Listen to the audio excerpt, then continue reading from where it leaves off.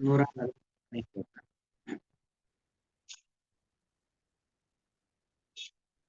141. ಯನ್ಮೈಥುನಾದಿಗೃಹಮೇಧಿ ಸುಖಂ ಹಿ ತುಚ್ಛಂ ಕಂಡೂಯನೇನ ಕರಯೋರಿವ ದುಃಖ ದುಃಖಂ ತೃಪ್ಯಂತೆ ದೇಹ ಕೃಪಣಾ ಬಹು ದುಃಖ ಭಾಜಃ ಕಂಡೋತಿವನ್ಮನಸಿಜಂ ವಿಷಹೇತ ಧೀರಃ. ಯतो ಮೈಥುನಾದಿಗೃಹಮೇಧಿ ಸುಖಂ ಹಿ ತುಚ್ಛಂ ಕಂಡೂಯನೇನ ಕರಯೋಃ ಇವ ದುಃಖ ದುಃಖಂ ತೃಪ್ಯಂತಿ ದೇಹ ಕೃಪಣಾಃ ಬಹು ದುಃಖ ಭಾಜಃ ಕಂಡೂತಿವತ್ ಮನಸಿಜಂ ವಿಷಹೇತ ಧೀರಃ.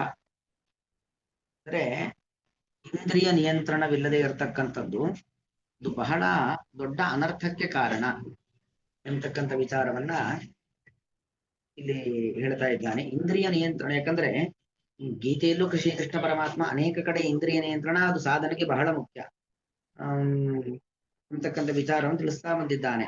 ಅಸಂಯತಾತ್ಮನ ಯೋಗ ದುಷ್ಪ್ರಾಪ ಇತಿಮೇ ಮತಿಹಿ. ಸಾಧನೆ ಮಾಡಬೇಕು ಅಂತಾದ್ರೆ ಇಂದ್ರಿಯ ನಿಯಂತ್ರಣ ಬಹಳ ಮುಖ್ಯವಾಗಿರತಕ್ಕಂಥದ್ದು. ಇಲ್ಲದೆ ಹೋದ್ರೆ ಸಾಧ್ಯವೇ ಇಲ್ಲ. ವಶ್ಯಾತ್ಮನಾತ್ಮ ಸತತಂ, ಅದೇ ಇಂದ್ರಿಯ ನಿಯಂತ್ರಣ ಇದ್ರೆ ಸಾಧನೆ ಮಾಡಬಹುದು ಅಂತಕ್ಕಂಥ ವಿಚಾರ. ಹಾಗೆ ಇಲ್ಲಿ ಇಂದ್ರಿಯ ನಿಯಂತ್ರಣ ಇಲ್ಲದೆ ಹೋದ್ರೆ ಆ ಇಂದ್ರಿಯ ನಿಯಂತ್ರಣವಿಲ್ಲದೆ ತಾತ್ಕಾಲಿಕವಾಗಿ ಅನುಭವಿಸ್ತಕ್ಕಂಥ ಸುಖಗಳು ಅನುಷ್ಠಾನಗಳನ್ನ ಮರೆತು ತಮ್ಮ ಧಾರ್ಮಿಕ ಜವಾಬ್ದಾರಿಗಳನ್ನ ಮರೆತು ಇರೋದ್ರಿಂದಾಗಿ ತಾತ್ಕಾಲಿಕವಾಗಿ ಸುಖ ಅಂತ ಅನ್ಸತ್ತೆ. ಯಾಕಂದ್ರೆ ಒಂದು ಧಾರ್ಮಿಕ ಧರ್ಮಾನುಷ್ಠಾನಗಳು ಅದು ಗಂಡಸರಿಗಿರಬಹುದು ಹೆಂಗಸರಿಗಿರಬಹುದು, ಶಾಸ್ತ್ರ ಅನೇಕ ರೀತಿಯಾಗಿರತಕ್ಕಂಥ ವಿಧಿವಿಧಾನಗಳನ್ನ ಉಪದೇಶ ಮಾಡಿದೆ. ಅದನ್ನ ಆಯಾಯ ಕಾಲಕ್ಕೆ ಸರಿಯಾಗಿ ನಾವು ಅನುಷ್ಠಾನ ಮಾಡ್ತಾ ಹೋಗ್ಬೇಕು. ಇಲ್ಲದೆ ಹೋದ್ರೆ ನಾವದು ಬಿಡೋದ್ರಿಂದ ನಮಗೆ ತಾತ್ಕಾಲಿಕವಾಗಿ ಸುಖ ಅಂತ ಅನ್ನಿಸ್ಬಹುದು. ಯಾಕಂದ್ರೆ ಇಂದ್ರಿಯ ಜಯಕ್ಕೆ ನಾವು ಮಾಡತಕ್ಕಂಥ ಧರ್ಮಾಚರಣೆಗಳು ಬಹಳ ಸಹಕಾರಿ. ಇಲ್ಲದೆ ಹೋದ್ರೆ ಧರ್ಮಾಚರಣೆಗಳಿಂದ ಇಂದ್ರಿಯ ನಿಯಂತ್ರಣ ನಮಗೇ ಗೊತ್ತಿಲ್ಲದೆ ನಮ್ಮಲ್ಲಿ ಕೂರ್ತಾ ಹೋಗುತ್ತೆ ಧಾರ್ಮಿಕರಾಗಿದ್ರೆ. ಅದೇ ಅಧಾರ್ಮಿಕರಾಗಿದ್ವಿ ಹೇಗೆ ಬೇಕೋ ಹಾಗೆ ಅಧಾರ್ಮಿಕರು ಅಂತ ನಾವು ಅನ್ಕೊಳೋದಿಲ್ಲ. ಯಾಕಂದ್ರೆ ನಾನು ದೇವರಲ್ಲಿ ಭಕ್ತಿ ಮಾಡ್ತೀನಿ, ದೇವರ ಸ್ತೋತ್ರ ಹೇಳ್ತೀನಿ, ದೇವರಿಗೆ ಕೈ ಮುಗಿತೀನಿ, ದೀಪ ಹಚ್ತೀನಿ ಅಂತ ಅನ್ಕೊಳ್ಬಹುದು. ಅದು ಯಾವುದಕ್ಕೊಂದು ನೀತಿ ಇಲ್ಲ, ನಿಯಮ ಇಲ್ಲ. ಹಾಗೆ ಹೇಗಾಯ್ತು ಹಾಗಿರೋದು ಅಂತಾದ್ರೆ ಅದು ಅದು ಇಂದ್ರಿಯ ನಿಯಂತ್ರಣಕ್ಕೆ ಸಹಕಾರಿ ಆಗೋದಿಲ್ಲ. ಇಂದ್ರಿಯ ನಿಯಂತ್ರಣ ಇಲ್ಲದೇನೆ ಯಾರು ಕೂಡ ಸಾಧಕರಾಗೋದಿಲ್ಲ. ಹೀಗೆ ಇಂದ್ರಿಯ ನಿಯಂತ್ರಣವಿಲ್ಲದೇನೆ ಸಾಧನೆಯ ವಿಚಾರದಲ್ಲಿ ಯಾವುದನ್ನು ಹೇಗೆ ಮಾಡಬೇಕು, ಇದಮಿತ್ತಂ ಹಾಗೆ ಮಾಡಲೇಬೇಕು. ಧರ್ಮದ ವಿಚಾರಗಳಲ್ಲಿ ಕಾಂಪ್ರಮೈಸ್ ಅನ್ನೋದಿಲ್ವೇ ಇಲ್ಲ. ಅದು ಆಯಾಯ ಸಂದರ್ಭಕ್ಕೆ ಸರಿಯಾಗಿ ಧಾರ್ಮಿಕ ಅನುಷ್ಠಾನಗಳು ನಡಿಲೇಬೇಕು. ನಡೆದಿಲ್ಲ ಅಂತ ಆದ್ರೆ ಒಂದು ಕ್ಷಣಕ್ಕೆ ನಮಗೆ ಸುಖ ಅಂತ ಅನ್ನಿಸ್ಬೋದು. ಅಯ್ಯೋ ಅವನೇನೋ ತುಂಬಾ ಕಷ್ಟಪಟ್ಕೊಂಡು ಏನೇನೋ ಧರ್ಮ ಅನುಷ್ಠಾನ ಉಪವಾಸ ಅದು ಇದು ಜಪ ತಪ ಅನ್ಕೊಂಡು ಕೂತಿದ್ದ, ನಾನು ಎಷ್ಟು ಸುಖವಾಗಿದ್ದೇನೆ ಅಂತ ತಾತ್ಕಾಲಿಕವಾಗಿ ಹಾಗೆ ಅನ್ನಿಸ್ಬಹುದು. ಆದರೆ ಅದೆಂದಿದ್ರೂ ದುಃಖಕ್ಕೆ ಮೂಲ ಹೊರತು ಅದು ಶಾಶ್ವತವಾದ ಸುಖ ಕೊಡುವಂಥದ್ದಲ್ಲ. ಹೇಗೆ ಅದಕ್ಕೊಂದು ಉದಾಹರಣೆ ಕೊಡ್ತಾ ಇದೆ. ಇದು ಕೂಡ ಪ್ರಹ್ಲಾದ ರಾಜರ ಆಡತಕ್ಕಂಥ ಮಾತು. ಕಂಡೂಯನೇನ ಕರಯೋಹೋ ಇವ. ಕಂಡೂಯನ ಒಂದು ಕಜ್ಜಿಯಾಗಿದೆ. ಆ ಕಜ್ಜಿಯನ್ನು ತುರಿಸ್ಕೊಂಡಾಗ ಕಜ್ಜಿ ತುರಿಸ್ತಾ ಇದ್ರಾಗ ಏನಾಗಿರುತ್ತೆ, ಬಹಳ ಸುಖ. ಕಜ್ಜಿ ತುರಿಸಿದಷ್ಟು ಅದಿನ್ನು ತುರಿಸ್ತಾನೆ ಇರಬೇಕು ಅಂತ ಅನ್ಸತ್ತೆ, ಸುಖ ಇರುತ್ತೆ. ಆದರೆ ಚೆನ್ನಾಗಿ ಸ್ವಲ್ಪ ಹೊತ್ತು ನಾವು ಕೈ ತೆಗೆದ ಮೇಲೆ ಏನಾಗತ್ತೆ, ಗಾಯ ಆಗಿರುತ್ತೆ, ರಕ್ತ ಬರುತ್ತೆ, ಬಹು ದುಃಖವಾಗತ್ತೆ. ಅದೇ ರೀತಿಯಲ್ಲಿ ಇಂದ್ರಿಯ ನಿಯಂತ್ರಣ ಇಲ್ಲದೇನೆ ವಿಷಯ ಪದಾರ್ಥಗಳನ್ನ ನಿರಂತರವಾಗಿ ಅನುಭವಿಸುವಿಕೆ ಎಂಬುದು ತಾತ್ಕಾಲಿಕವಾಗಿ ಸುಖ ಕೊಡುತ್ತೆ, ಆದರೆ ಅದು ಶಾಶ್ವತ ದುಃಖಕ್ಕೆ ಕಾರಣ.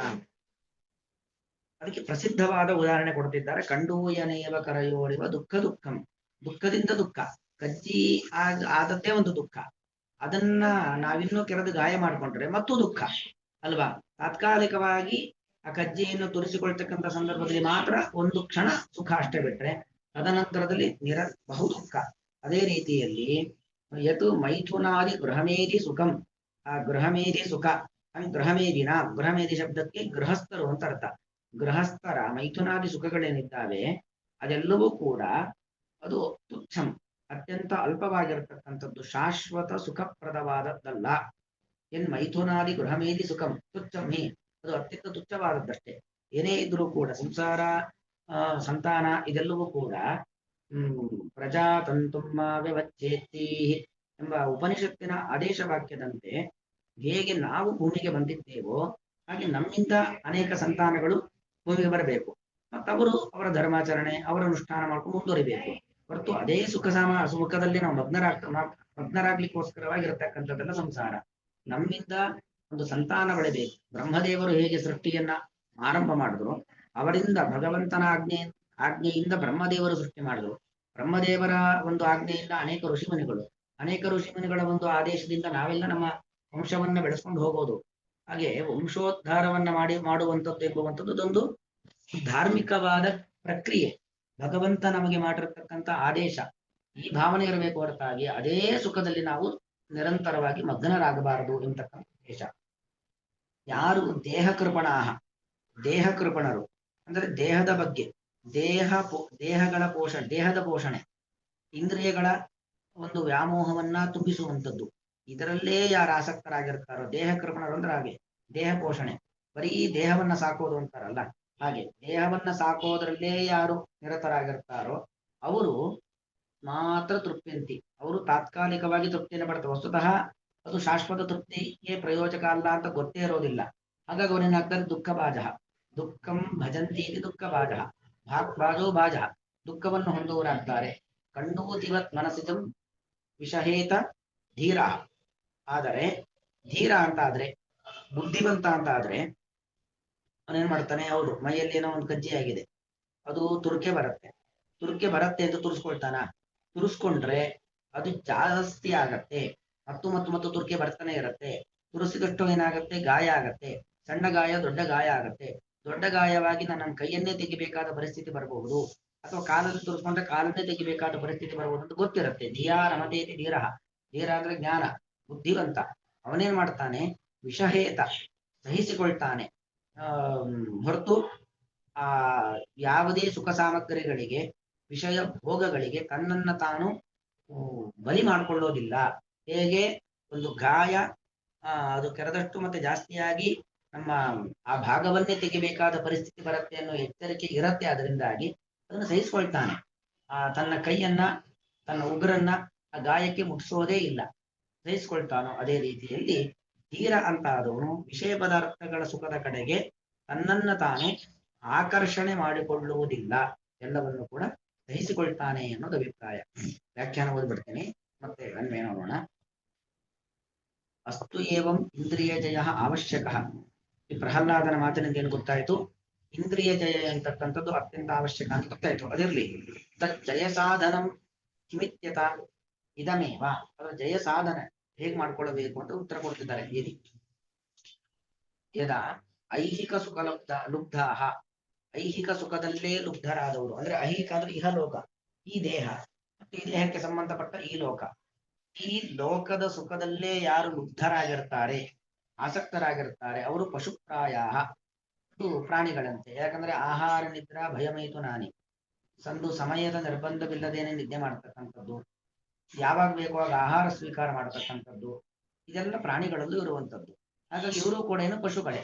ಆಹಾರಕ್ಕೂ ಜೀವನ ಪದ್ಧತಿಗೂ ನಿದ್ರೆಗೂ ಯಾವುದಕ್ಕೂ ಒಂದು ಸಮಯ ನೀತಿ ನಿಯಮ ಅಂತ ಇಲ್ಲದೇನೆ ಯಾವಾಗ್ಲಾದ್ರೂ ಆಹಾರವನ್ನ ಸ್ವೀಕಾರ ಮಾಡ್ಕೊಳ್ಳೋದು, ಮೈಥುನಾದಿಗಳು, ಹೀಗೆ ಯಾವುದಕ್ಕೂ ಒಂದು ಸಮಯ ಅಂತ ಇಲ್ಲದೆ ಇದ್ರೆ ಅವರು ಪಶುಪ್ರಾಯ.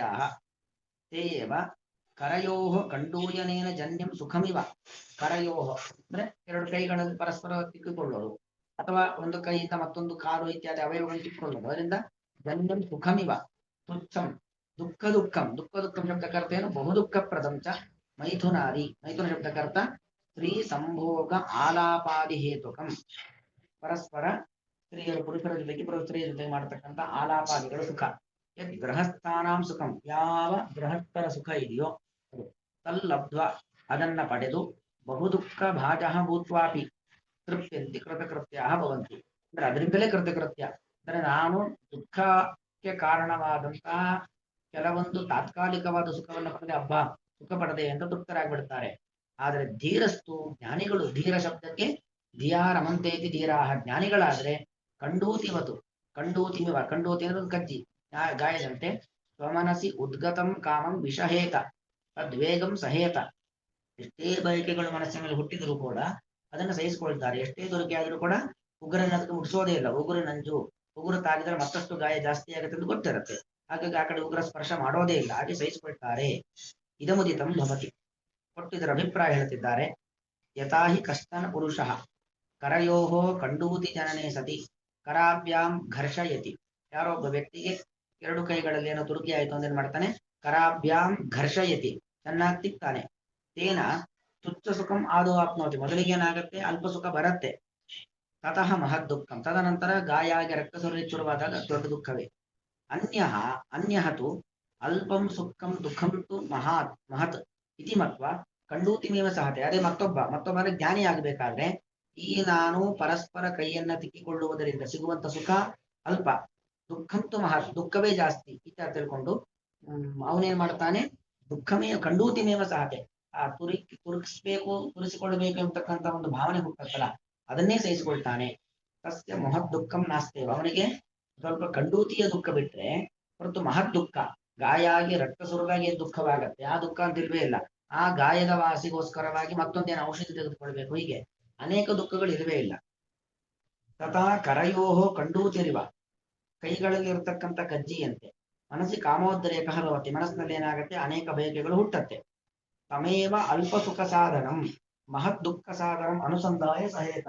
ಅದು ಈ ಏನೇ ಇದ್ರೂ ಕೂಡ ಈ ಕಾಮ ಎಂಬತಕ್ಕಂಥದ್ದು ಅಲ್ಪ ಸುಖಕ್ಕೆ ಸಾಧನವಾದದ್ದು ಹೊರತು ಮಹತ್ ದುಃಖವನ್ನೇ ತಂದುಕೊಡ್ತಕ್ಕಂಥದ್ದು ಎಂಬುದಾಗಿ ಅನುಸಂಧಾಯ, ಈ ಅನುಸಂಧಾನವನ್ನ ಮಾಡಿಕೊಂಡು, ಈ ಆಲೋಚನೆಯನ್ನ ಮಾಡಿಕೊಂಡು ಸಹೇತ, ಆ ಬಯಕೆಗಳೆಲ್ಲವನ್ನು ಕೂಡ ಸಹಿಸಿಕೊಳ್ತಾನೆ, ಬಯಕೆಗಳನ್ನ ಕಂಟ್ರೋಲ್ ಅಲ್ಲಿ ತನ್ನ ನಿಯಂತ್ರಣದಲ್ಲಿ ಇಟ್ಕೊಳ್ತಾನೆ. ನತು ಮೈಥುನಾದೋ ಪ್ರಯತೇತ, ಹೊರತು ಈ ತರ ಮೈಥುನಾದಿ ಸುಖಗಳಲ್ಲಿ ಅತ್ಯಂತ ಪ್ರಯತ್ನವನ್ನು ಪಡುವುದಿಲ್ಲ.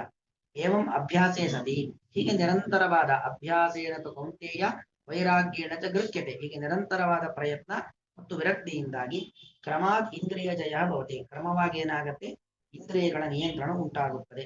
ಇತಿ ಅನೇನ ತಿತಿಕ್ಷಾಖ್ಯ ಭಾಗವತಃ ಧರ್ಮ ಪ್ರದರ್ಶಿತೋ ಭವತಿ. ಅಂದ್ರೆ 30 ಭಾಗವತ ಧರ್ಮಗಳು, ಆ 30ರಲ್ಲಿ ಒಂದು ತಿತಿಕ್ಷಾ ಅಂದ್ರೆ ಸಹಿಸಿಕೊಳ್ಳುವುದು. ಅಂದ್ರೆ ಮನಸ್ಸಿನಲ್ಲಿ ಹುಟ್ಟತಕ್ಕಂಥ ಬಯಕೆಗಳೆಲ್ಲವನ್ನು ಕೂಡ ಪೂರೈಸಿಕೊಳ್ಳುವ ಪ್ರಯತ್ನ ಮಾಡುವುದಲ್ಲ. ಮನಸ್ಸಿನಲ್ಲಿ ಬಯಕೆ 1000 ಹುಟ್ಟತ್ತೆ, ಆ 1000 ಬಯಕೆಗಳಲ್ಲಿ ಆತ್ಮೋದ್ಧಾರಕ್ಕೆ ಯಾವುದು ಹಿತವೋ ಆ ಬಯಕೆಯೇ ಬೆನ್ನು ಹತ್ತಬೇಕು, ಆತ್ಮೋದ್ಧಾರಕ್ಕೆ ಯಾವುದು ಪ್ರತಿಬಂಧಕವೋ ಅದನ್ನು ನಾವು ಸಹಿಸಿಕೊಳ್ಬೇಕು, ಆ ಬಯಕೆ ಬೆನ್ನು ಹತ್ತಬಾರದು ಎಂಬತಕ್ಕಂಥ ಒಂದು ತಿತಿಕ್ಷಾ ಎಂಬ ಭಾಗವತ ಧರ್ಮವನ್ನ ಈ ಮೂಲಕವಾಗಿ ನಿರೂಪಣೆ ಮಾಡಿದಾಗಾಯಿತು. ಯತ್ ಯಾವ ಮೈಥುನಾದಿ ಗೃಹಮೇಧಿ ಸುಖಂ, ಮೈಥುನ ಮೊದಲಾಗಿರತಕ್ಕಂಥ ಗೃಹಮೇಧಿ ಸುಖಂ, ಗೃಹಸ್ಥಾಶ್ರಮಿಗಳು ಪಡೆಯುವಂತ ಸುಖವು ತತ್ ತುಚ್ಛಂ ಹಿ, ಅದು ಅತ್ಯಂತ ತುಚ್ಛವಷ್ಟೇ. ಕರಯೋಹೋ ಕಂಡೂಯನೇನ ಇವ, ಕರಯೋಹೋ ಕೈಗಳಲ್ಲಿ ಕಂಡೂಯನೇನ ಇವ, ಗಾಯವನ್ನ ತಿಕ್ಕಿಕೊಳ್ಳುವುದರಿಂದ ಆಗುವಂತಹ ಒಂದು ಸುಖ ನಂತರ ದುಃಖಕ್ಕೆ ಕಾರಣವಾಗುವಂತೆ ದುಃಖಂ. ಮೈಥುನಾದಿ ಸುಖಗಳೆಲ್ಲವೂ ಕೂಡ ದುಃಖದಿಂದ ದುಃಖ, ದುಃಖದಿಂದ ದುಃಖ, ದುಃಖದಿಂದ ದುಃಖ, ನಿರಂತರ ದುಃಖವನ್ನೇ ಕೊಡುವಂತವುಗಳಷ್ಟೇ. ದೇಹ ಕೃಪಣಾಹ, ದೇಹವನ್ನ ತೃಪ್ತಿಪಡಿಸುವುದರಲ್ಲೇ ಆಸಕ್ತರಾಗಿರುವಂತಹ ಅಜ್ಞಾನಿಗಳು, ಅವಿರಾಗಿಗಳು ಬಹು ದುಃಖ ಬಾಧ ಸಂತಹ, ಅತ್ಯಂತ ದುಃಖವನ್ನ ಹೊಂದಿದವರಾಗಿ ತೃಪ್ತಿಯಂತೆ ತಾತ್ಕಾಲಿಕ ಸುಖದಿಂದಲೇ ತೃಪ್ತಿ ಪಡುತ್ತಾರೆ. ಧೀರ ಜ್ಞಾನಿಯಾದರೂ ಕಂಡೂತಿವತು, ಆ ಕಜ್ಜಿ ಯಾವ ರೀತಿಯಲ್ಲಿ ತುರಿಸಿಕೊಂಡರೆ ದುಃಖಕ್ಕೆ ಕಾರಣವೋ ಆ ರೀತಿಯಲ್ಲಿ ನನ್ನ ಮನಸ್ಸಿನಲ್ಲಿ ಹುಟ್ಟತಕ್ಕಂಥ ಬಯಕೆಗಳು ಕೂಡ ಎಂಬುದಾಗಿ ತಿಳಿದವನಾಗಿ ವಿಷಹೇತ ಸಹಿಸಿಕೊಂಡಾನು. ಜ್ಞಾನಿಗಳು ಮನೋನಿಯಂತ್ರಣವನ್ನ ಮಾಡಿಕೊಳ್ತಾರೆ, ಅಜ್ಞಾನಿಗಳು ಮನೋನಿಯಂತ್ರಣವನ್ನ ಮಾಡಿಕೊಳ್ಳುವುದಿಲ್ಲ. ಕಾರಣ ಪರಿಣಾಮಗಳು ಏನನ್ನೂ ಕೂಡ ಆಲೋಚನೆ ಮಾಡದೆ ತಮ್ಮ ಮನಸ್ಸಿಗೆ ಬಂದ ರೀತಿಯಲ್ಲಿ ಅವರು ಪ್ರವೃತ್ತಿಯನ್ನ ಮಾಡ್ತಾರೆ ಅನ್ನೋದು ಅಭಿಪ್ರಾಯ. ಯನ್ಮೈಥುನಾದಿ ಗೃಹ ಮೇಧಿ ಸುಖಂ ಹಿ ತುಚ್ಛಂ ಕಂಡೂಯನೇನ ಕರಯೋರಿವ ದುಃಖಂ ತೃಪ್ಯಂತಿ ದೇಹ ಕೃಪಣಾಃ ಬಹು ದುಃಖ ಭಾಜಃ ಕಂಡೂತಿವತ್ ಮನಸಿಜಂ ವಿಷಹೇತ ಧೀರಃ. ಶ್ರೀಕೃಷ್ಣಾರ್ಪಣಮಸ್ತು.